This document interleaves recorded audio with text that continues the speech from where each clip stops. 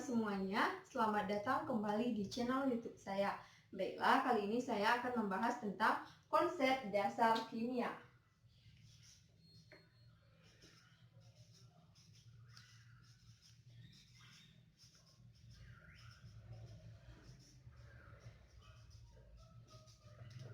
Nah, sebelum masuk materi, jangan lupa like, comment, and subscribe.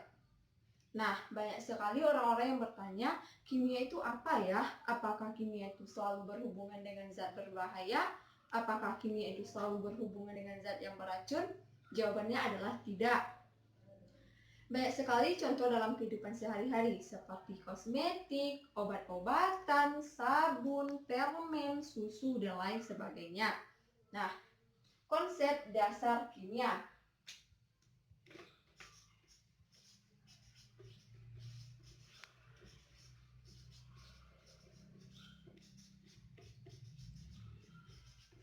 Kimia dasar.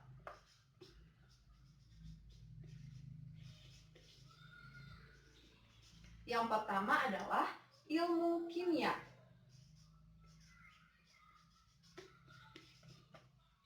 Apakah teman-teman tahu apa yang disebut dengan ilmu kimia? Nah, jawabannya adalah tepat sekali. Ilmu kimia adalah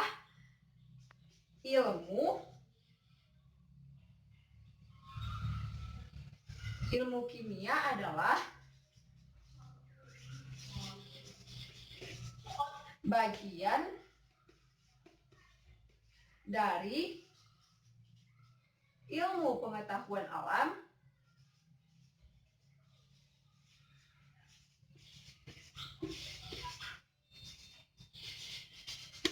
yang mempelajari tentang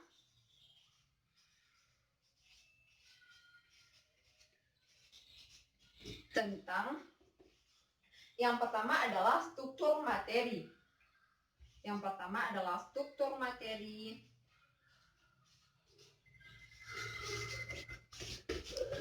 kedua adalah sifat-sifat materi.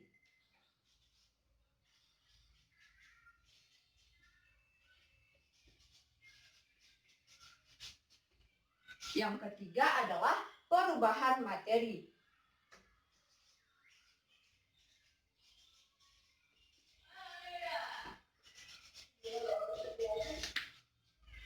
Yang keempat adalah energi apa yang menyertai perubahan tersebut.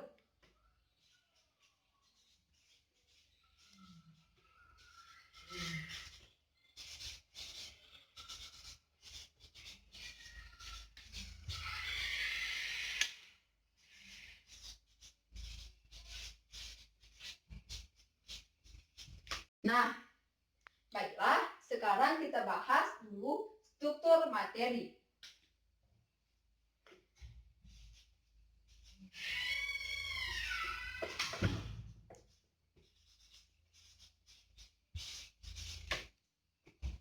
Struktur materi mencakup 3 hal.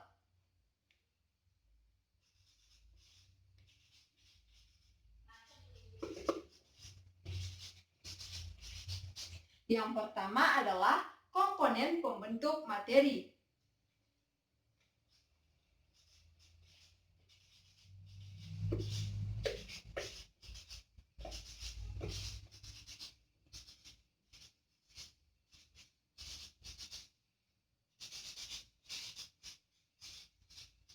Yang kedua adalah perbandingan tiap-tiap komponen materi.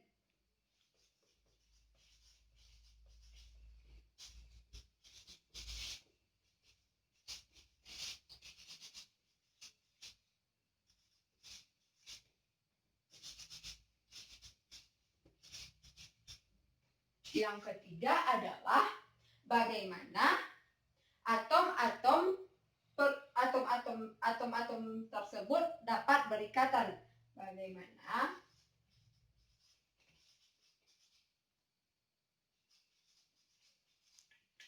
atom-atom tersebut dapat berikatan.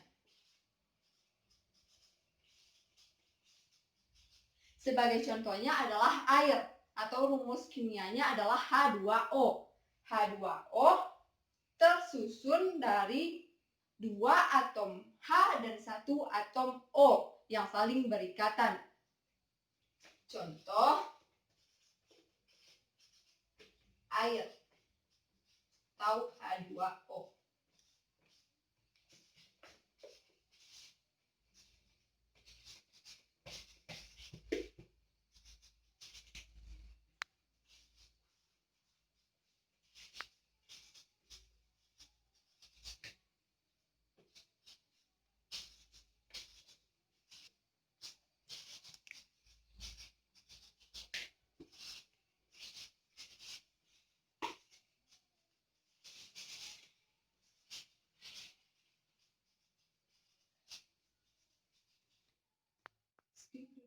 Selanjutnya adalah sifat-sifat materi. Nah, sebelum masuk sifat-sifat materi, apakah teman-teman sudah paham apa yang saya jelaskan tadi? Nah, jika sudah paham, kita masuk kepada sifat-sifat materi.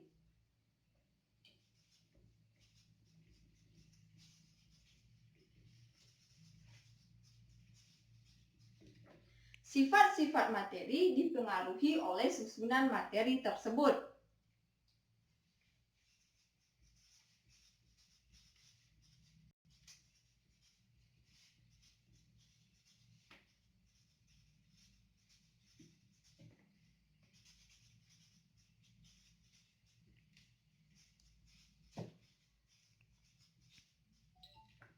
Yang pertama adalah sifat gas. Bagiannya adalah yang pertama sifat fisis dan yang kedua adalah sifat kimia.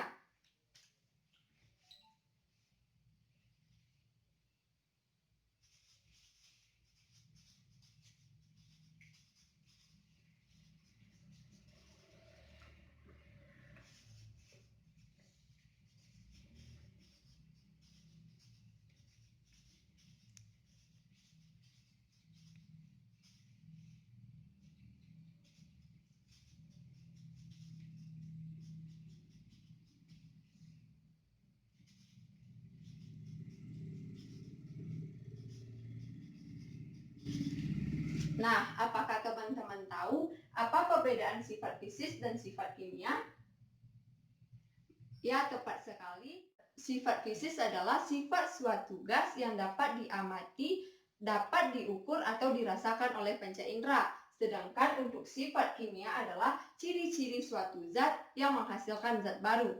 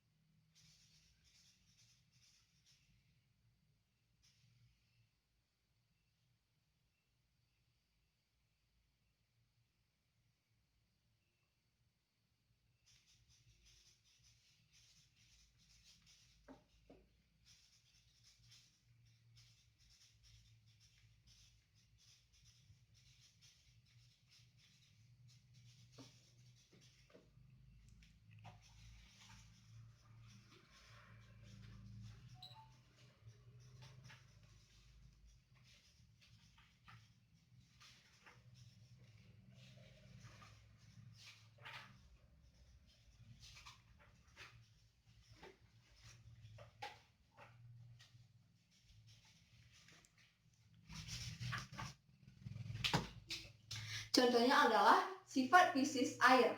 Sifat fisis air adalah tidak berwarna, tidak berasa, dan memiliki titik didih yang tinggi. Sedangkan untuk sifat kimianya adalah dapat melarutkan zat yang bersifat polar.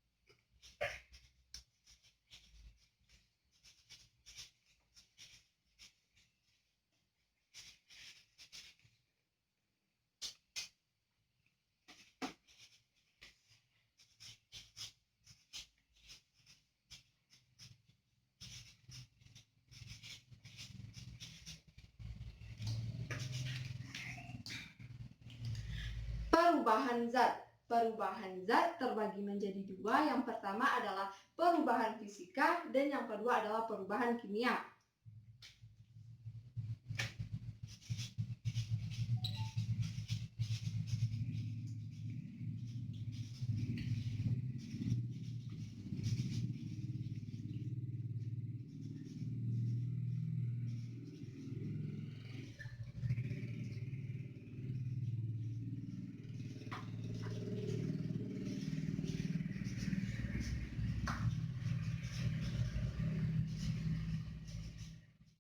Perubahan fisis. Yang pertama adalah air yang membeku, dua adalah kayu yang menjadi meja, yang ketiga adalah kopi yang menjadi bubuk kopi. Jadi perubahan fisis hanya terjadi perubahan wujudnya saja. Sedangkan untuk perubahan kimia adalah contohnya seperti pembakaran kertas, besi yang berkarat, pembuatan tempe. Jadi perubahan kimia adalah perubahan yang menghasilkan zat baru ya.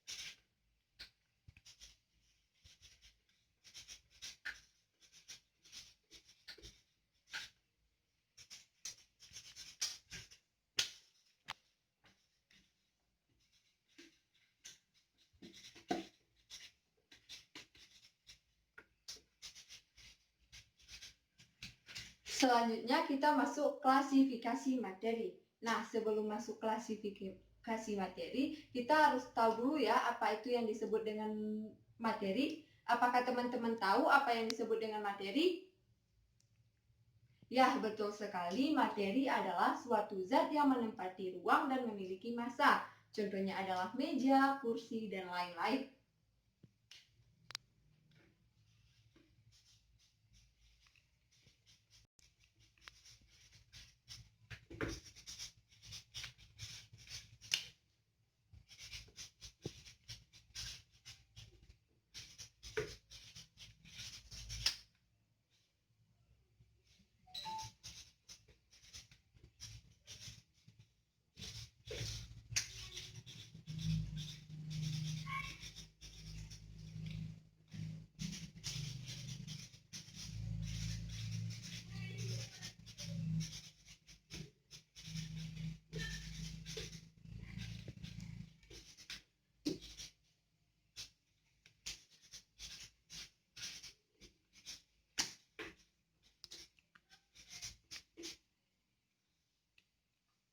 Secara umum, materi dibedakan menjadi dua.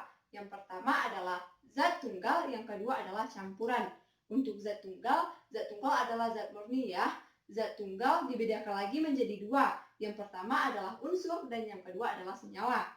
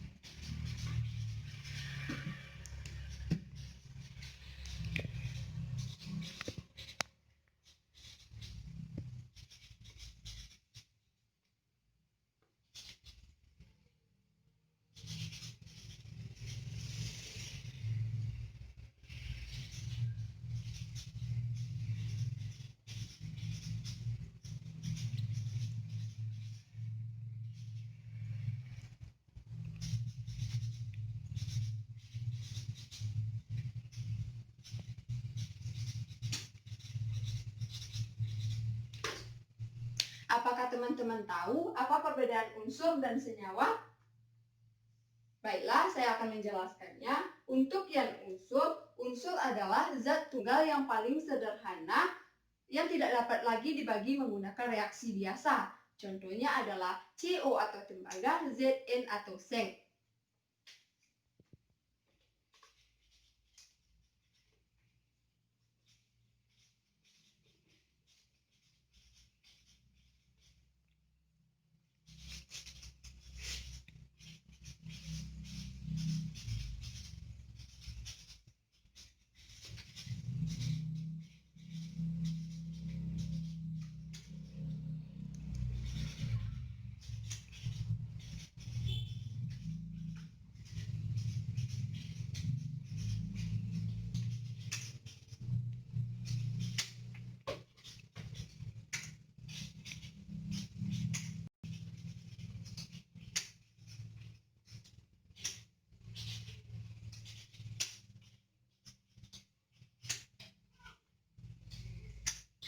Sedangkan untuk senyawa adalah zat tunggal juga, tetapi memiliki dua gabungan unsur atau lebih menggunakan reaksi kimia.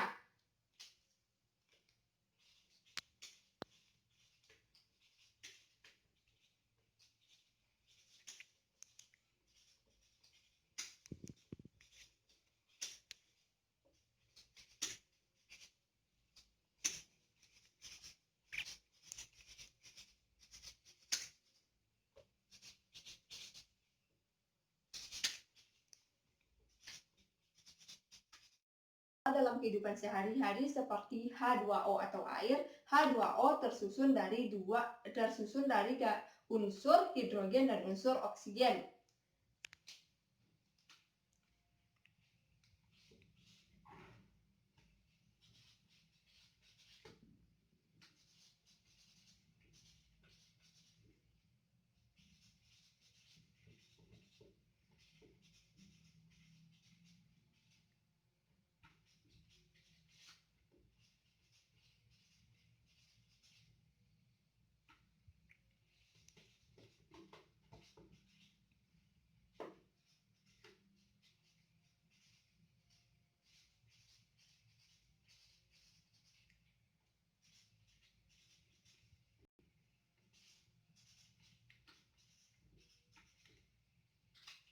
Sedangkan untuk campuran adalah gabungan dua zat atau lebih yang sifat penyusunnya tidak berubah. Campuran memiliki gabungan penyusun yang sembarang.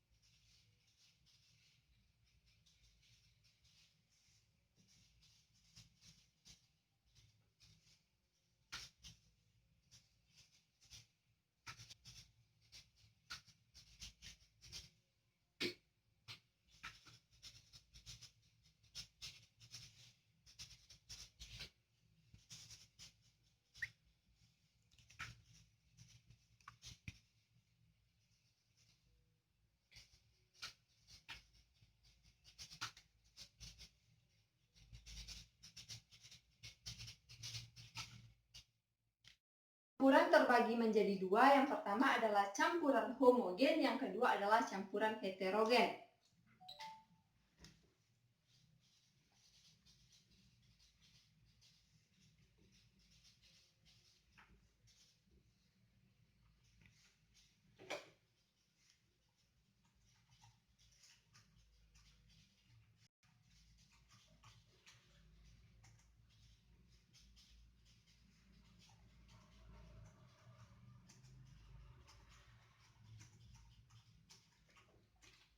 Seperti yang kita ketahui, homo artinya adalah sama. Jadi, campuran homogen adalah komposisi di setiap zat itu sama, seperti larutan gula, larutan garam, dan lain sebagainya.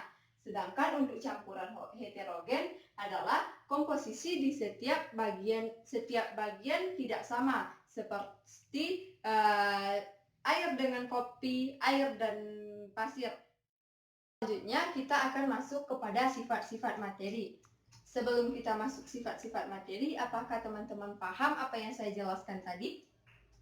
Baiklah, jika teman-teman paham, kita lanjut kepada sifat-sifat materi.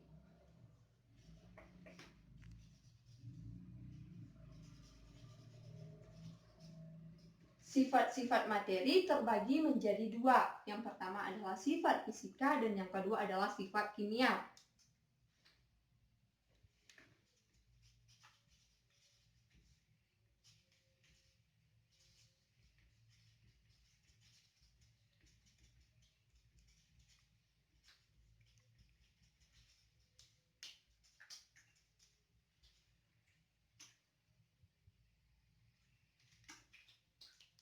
Untuk sifat fisika yaitu zat itu dapat kita identifikasi dari sifat dan susunannya, titik didih, titik leleh, kerapatan serta identitasnya. Sifat fisika dapat diamati dan dapat diukur tanpa mengubah susunan zat. Sedangkan sifat kimia dapat diamati dengan melakukan perubahan atau reaksi kimia setelah perubahan zat awal akan menghilang dan akan digantikan oleh zat baru.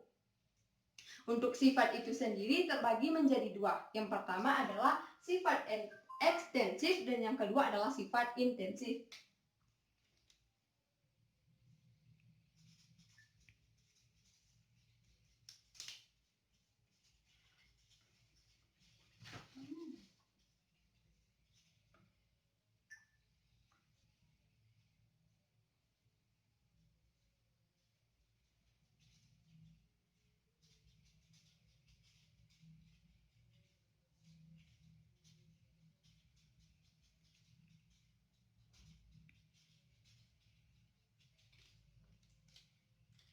Selanjutnya kita masuk kepada perubahan materi.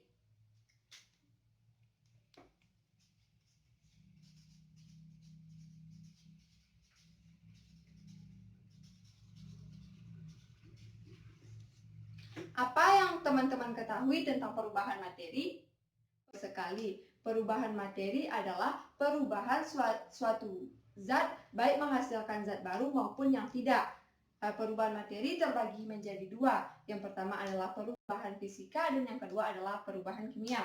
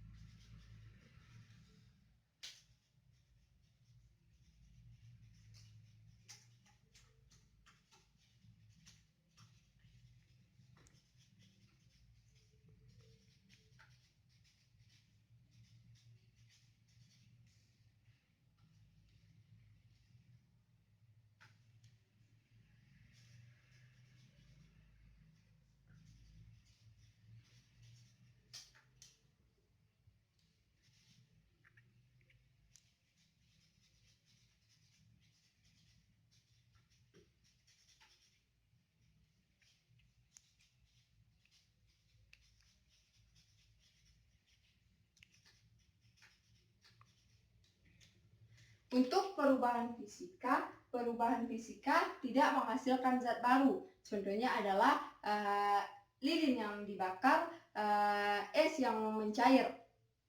Contohnya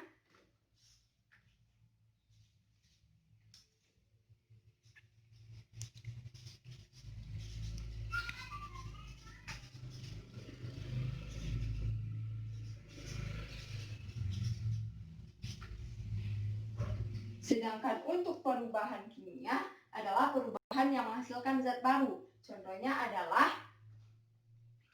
besi yang berkarat,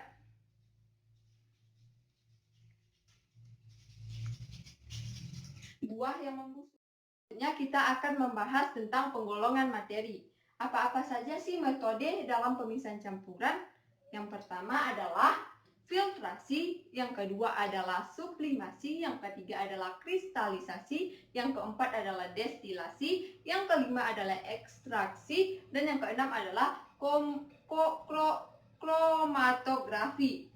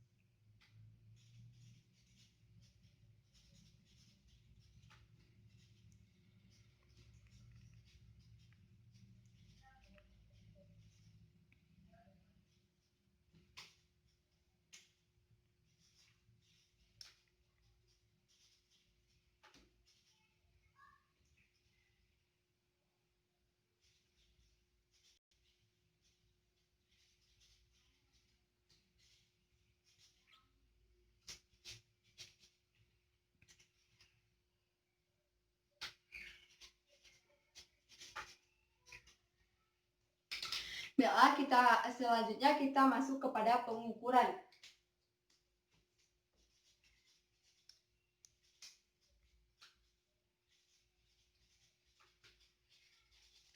Di dalam ilmu kimia sangat bergantung dengan yang namanya pengukuran. Karena ilmu kimia kuantitas kebanyakannya, di mana hasil pengukuran berdasarkan sistem satuan internasional.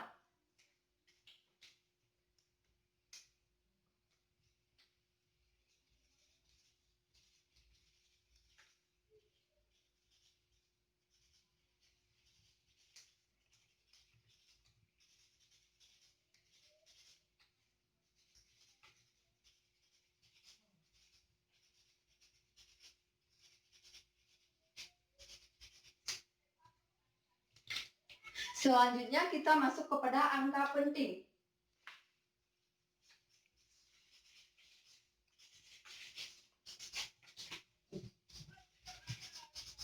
Aturan angka penting.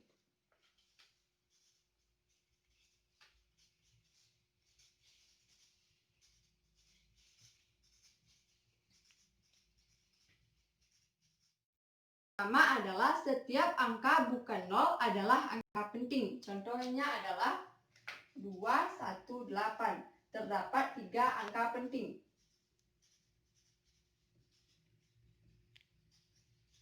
Yang kedua adalah angka 0 di antara angka bukan 0 adalah angka penting. Contohnya adalah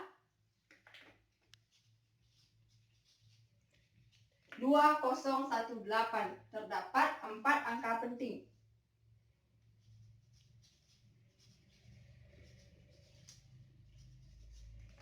Yang ketiga adalah semua angka 0 di sebelah kanan koma desimal, angka bukan 0 adalah angka penting. Contohnya adalah terdapat 4 angka penting.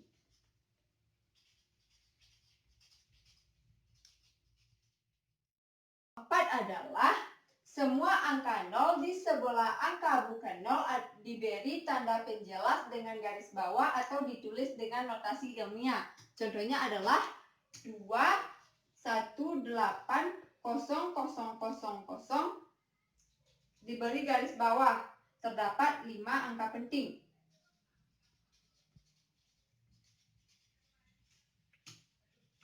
Yang kelima adalah angka 0 di sebelah angka kiri dan kiri kanan desimal adalah angka bukan angka penting. Contohnya adalah 2,18. Terdapat 2 angka penting.